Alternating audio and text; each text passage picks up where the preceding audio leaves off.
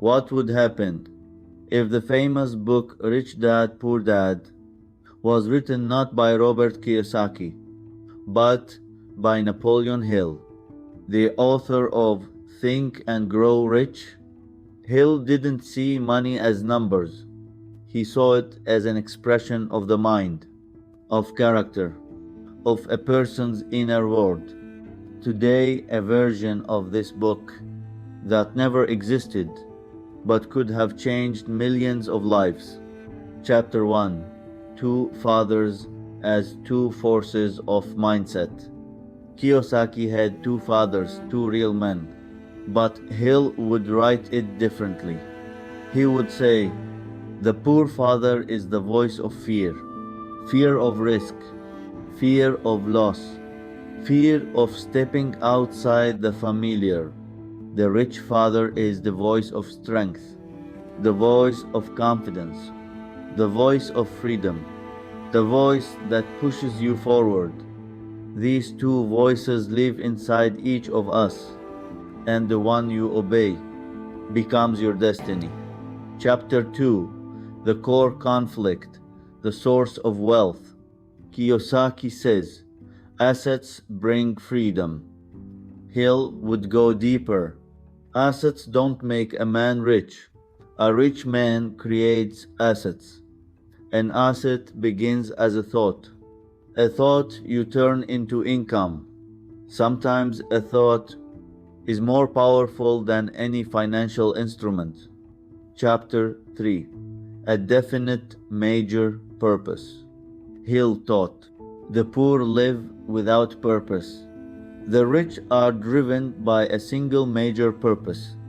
If he were writing Robert's story, he would force him to define with absolute clarity why he wants money, what freedom means to him, and what path he chooses. Hill would say, a goal without faith is a list. A goal with faith is destiny. Chapter 4: Think like a creator of assets. Kiyosaki teaches the difference between assets and liabilities, but Hill would go further. Liabilities don't exist. There are only thoughts that drain your energy and thoughts that create wealth. Any skill, any idea, any habit is an asset. We create them inside ourselves, long before we see the results outside. Chapter 5: The Mastermind, the Strongest Asset. One of Hill's principles not found in Kiyosaki's book, The Power of a Mastermind, a focused alliance of people, a group that thinks in the same direction, a group that amplifies your growth, a group that believes in your purpose. Hill said, one mentor speeds you up. A mastermind builds an empire. The poor have no powerful environment. The rich have nothing more valuable. Chapter 6: The Fear of Poverty, the Real Enemy. In Kiyosaki's world, fear is background noise. In Hill's philosophy, fear is the central theme. He would write, the fear of poverty is a disease that paralyzes more people than poverty itself. Fear of loss, fear of making mistakes, fear of being judged, fear of starting.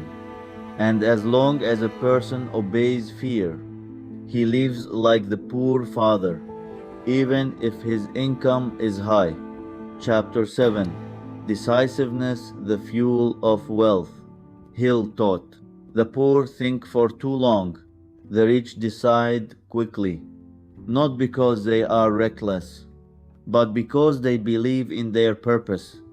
Decisiveness is not the absence of doubt. It is action despite doubt. This is the key to wealth that Kiyosaki never reveals in depth.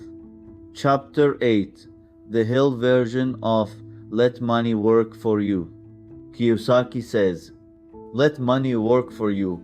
Hill would add, money works for the one who controls their beliefs.